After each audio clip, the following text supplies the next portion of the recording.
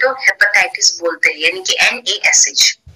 इसका मतलब ये है कि आपके लिवर में इन्फ्लेमेशन है, सेल डैमेज है, एंड यही आगे जाके लिवर फाइब्रोसिस, उसके बाद लिवर सिरोसिस, उसके बाद लिवर फेलियर या लिवर कैंसर भी हो सकता है।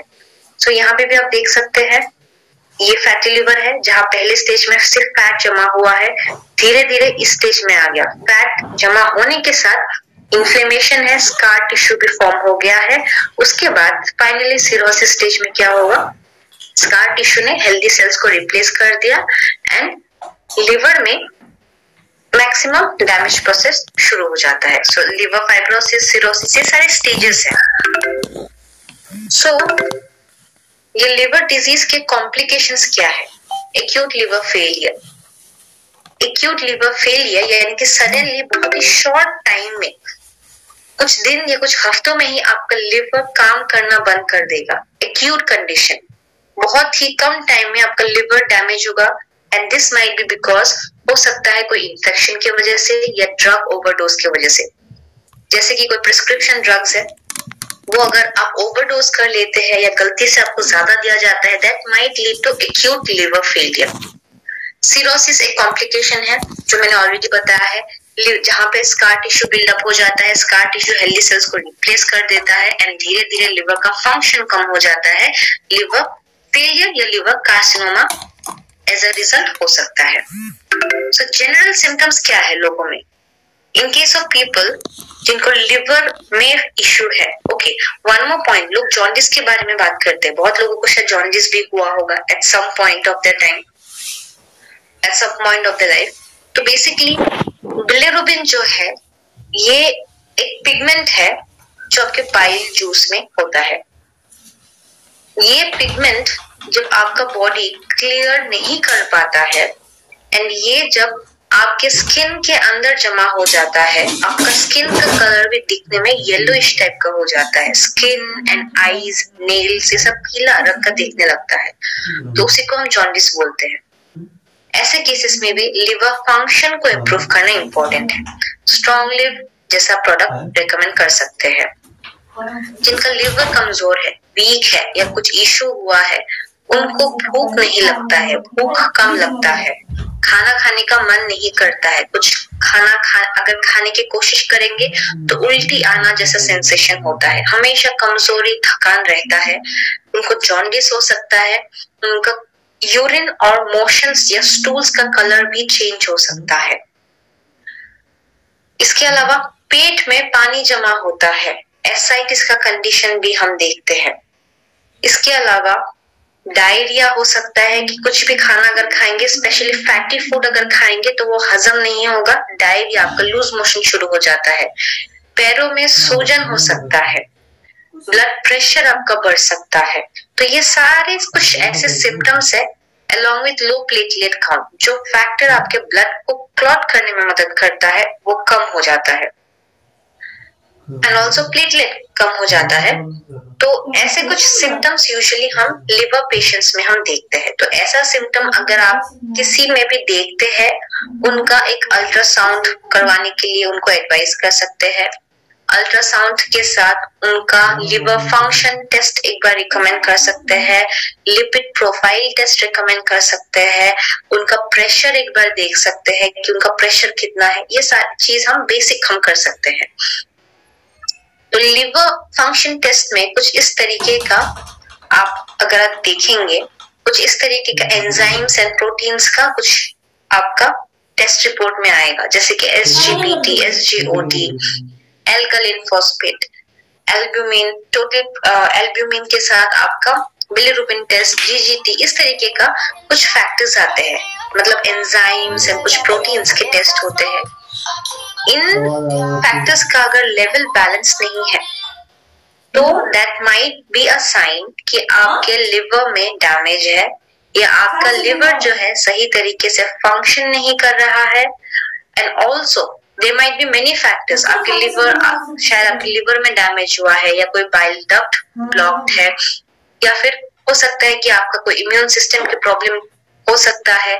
There might also be a sign कि आपका लिवर डैमेज प्रोसेस में है। हो सकता है कि बिलिरुबिन अगर हाई है तो आपको जॉन्डिस डायरेक्टली हमें पता चलता है कि आपको जॉन्डिस का प्रॉब्लम हुआ है। तो बिकॉज ऑफ डैमेज और ब्लॉकेज आपका ये सारे फैक्टर्स इम्बैलेंस हो सकता है, जो बेसिकली हम लिवर फंक्शन टेस्ट में हम देखते हैं। तो ये इस तरीके का जो रिपोर्ट है आप हमें सेंड कर सकते हैं। Liver function test, ultrasonography, whole abdomen का, लिपिड प्रोफाइल, ये सारे जो टेस्ट है जो पेशेंट करवाते हैं या जो अगर आप उन्हें रेकमेंड करेंगे तो डायरेक्टली रिपोर्ट जो है उसका फोटो खींच के आप हमें सेंड कर सकते हैं। सो अल्ट्रासाउंड में अगर आप देखेंगे फैटी लिवर कुछ इस तरीके का, यहाँ पे देख सकते हैं ये एक नॉर्मल लिवर का इंप्रेशन है। यहाँ पे किस तरीके से देख सकते हैं डार्क जो शैडो है किस तरीके से यहाँ पे आप देख सकते हैं। तो सो बेसिकली फैटी लिवर यानी कि फैट सेल्स जमा हो गया है। सो फैट सेल्स जमा होने की वजह से शैडो भी डार्क होता है, इको टेक्सचर थोड़ा डार्क आता है। So again cirrhotic liver cirrhosis में भी आप देख सकते हैं इमेज कैसा इवन नहीं है, अनइवन है, डार्क पैचेस की तरह है। लिवर सिरोसिस एंड ये नॉर्मल, ये देखने में शायद इतना समझ में नहीं आएगा पर इसी तरीके का जो स्कैनिंग रिपोर्ट है ये बहुत ही एसेंशियल है। इसीलिए हम कोई भी पेशेंट को अल्ट्रासाउंड करने के लिए बोलते हैं, लिवर फंक्शन टेस्ट करने के लिए बोलते हैं एंड साथ ही साथ में cholesterol, lipid profile and pressure भी चेक करने के लिए बोलते हैं। तो ये सब कुछ देख के हम एक आइडिया लगा सकते हैं कि उनको एग्जैक्टली क्या प्रॉब्लम है, क्या इश्यू है, अगर लिवर डैमेज हुआ है कौन से स्टेज में है। सो यहाँ पे मेनली आप देख सकते हैं कुछ इस तरीके का अल्ट्रासाउंड रिपोर्ट आता है जहाँ पे आपके लिवर के बारे में बताया जाता है कि वो नॉर्मल है या नहीं, शेप एंड साइज में, इकोजेनेसिटी पूरा इवन है या नहीं, गॉल ब्लैडर कैसा है, उसमें कुछ जमा है या उसमें स्टोन्स है या नहीं, ये सब बताया जाता है। आपका पैनक्रिया, किडनी, स्प्लीन जैसे ऑर्गन्स सही है या नहीं, शेप साइज स्ट्रक्चर में सही है या नहीं, इस तरीके का स्टडी। इसीलिए हम रिपोर्ट्स मांगते हैं, अल्ट्रासाउंड का रिपोर्ट मांगते हैं। जैसे कि यहाँ पे देख सकते हैं अल्ट्रासाउंड पूरा एब्डोमेन का करवाया गया है। तो यहाँ पे इंक्रीज्ड पैरेन्काइमल इकोजेनेसिटी दिया गया है। तो इंप्रेशन में दिया गया है ग्रेड 2 फैटी लिवर। सो ग्रेड 1 फैटी लिवर हो सकता है, ग्रेड 2 फैटी लिवर हो सकता है। तो ये जानना बहुत इंपॉर्टेंट है। जितना ग्रेड बढ़ता जाएगा उतना ही मुश्किल हो जाता है, कॉम्प्लिकेशंस और भी ज्यादा बढ़ जाता है। यहाँ पे आप देख सकते हैं इंप्रेशन ओपिनियन में है chronic cholecystitis with cholelithiasis, gall bladder में स्टोन हुआ है, गॉल ब्लैडर के अंदर स्टोन है, एक सिंगल स्टोन जो 1 सेंटीमीटर के आसपास है। सो इस तरीके से आपके गॉल ब्लैडर के अंदर भी स्टोन्स अगर है, वाल में अगर स्वेलिंग है, थिकनिंग हो गया है, तो वो सब भी आपको रिपोर्ट्स में मिलते हैं। तो ये सब चीज हम देखते हैं पता करने के लिए कि एग्जैक्टली क्या प्रॉब्लम है, ऑर्गन का स्ट्रक्चर सही है या नहीं, फंक्शनिंग सही है या नहीं। तो यहाँ पे देख सकते हैं ये लिवर है, ये ग्रीन कलर का जो ये पाउच है ये गॉल ब्लैडर है, यहाँ पे गॉल ब्लैडर स्टोन्स पूरा जमा हो गया है, इसे हम गॉल स्टोन्स बोलते हैं।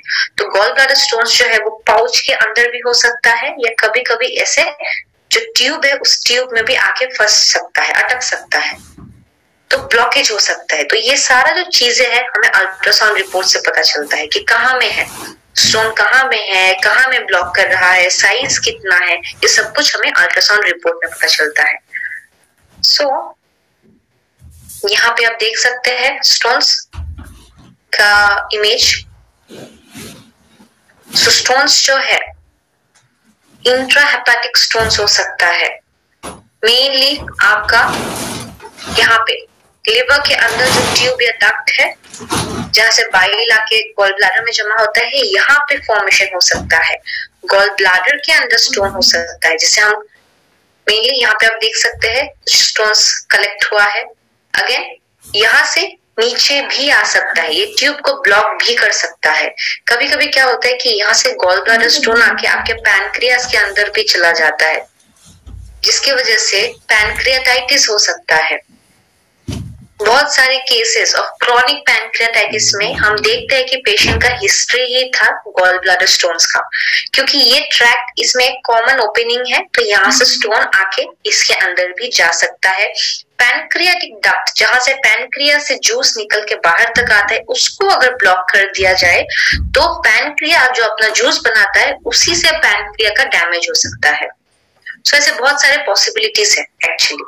सो इन सारे स्टोन्स को हम extra hepatic bile duct stones बोलते हैं। सो अलग अलग वर्ड यूज किया गया है, हेपेटोलिथियासिस यूज किया गया है, कोलेसिस्टोलिथियासिस, कोलेडोकोलिथियासिस। तो ये सारे कुछ मेडिकल टर्म्स है जो आपको बताता है कि स्टोन का पोजीशन कहाँ पे है। सो ये सब चीज एक्चुअली हमें अल्ट्रासाउंड के रिपोर्ट से पता चल जाता है। सो गॉल ब्लैडर स्टोन्स के भी अलग अलग टाइप्स होता है, जैसे कि मिक्स स्टोन हो सकता है, both cholesterol and pigment stone का कॉम्बिनेशन हो सकता है, या सिर्फ पिगमेंट स्टोन हो सकता है, या कोलेस्ट्रॉल से भी स्टोन्स बन सकता है। सो यहाँ पे आप देख सकते हैं किस तरीके से पूरे गॉल ब्लैडर को कट करके निकाल दिया गया है, because it is filled with stones, multiple stones का प्रॉब्लम। सो अगर किसी को गॉल ब्लैडर स्टोन है, दर्द होगा, दर्द जो है बहुत शार्प पेन हो सकता है, अनबियरेबल, सहन नहीं कर पाएंगे इस तरीके का पेन हो सकता है, या कॉन्स्टेंटली एक थोड़ा थोड़ा जो दर्द होता है, डल पेन होता है, वैसा भी हो सकता है। राइट साइड में, बॉडी के राइट साइड में या चेस्ट के रीजन में कभी कभी पेन पीछे की तरफ भी जा सकता है, कभी कभी पेन शोल्डर, राइट शोल्डर तक भी रेडिएट करके आ सकता है। इसे हम रेफर्ड पेन बोलते हैं, यानी कि प्रॉब्लम कहीं और है पर आपको पेन कहीं और हो रहा है।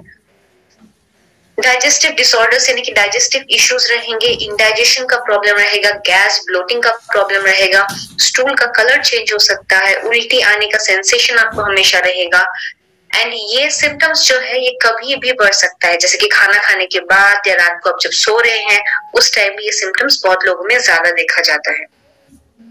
सो ऐसा अगर किसी को है कि पेन कंप्लेन अगर मेन है तो आप अल्ट्रासाउंड एक बार करवाने दीजिए, होल एब्डोमेन का गॉल ब्लैडर स्टोन है या किडनी स्टोन है वो वहीं पे पता चल जाएगा, and then we can use the required product.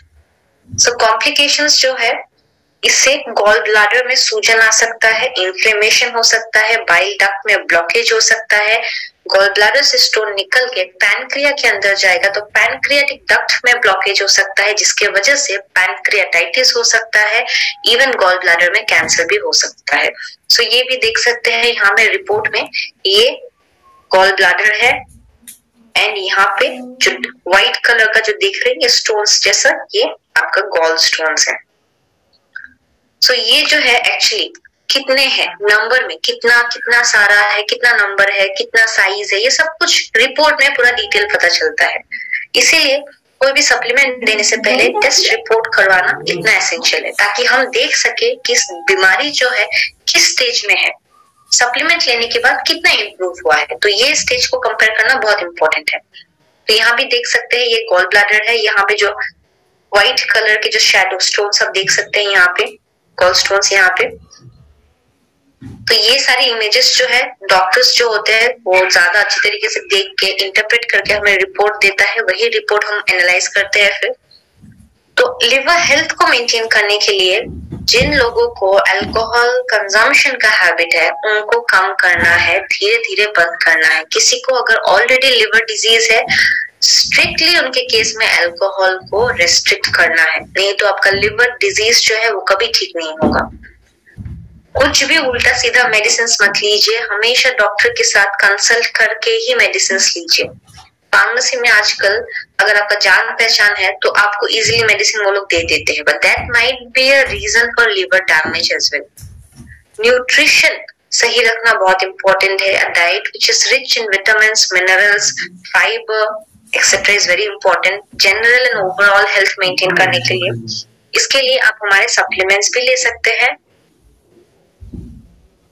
कुछ दूसरे पॉइंट्स, जैसे कि कुछ भी खाना खाने से पहले खाना आप कहाँ से खा रहे हैं, हाथ धो के खा रहे हैं या नहीं, ये सारे फैक्टर्स इंपॉर्टेंट है।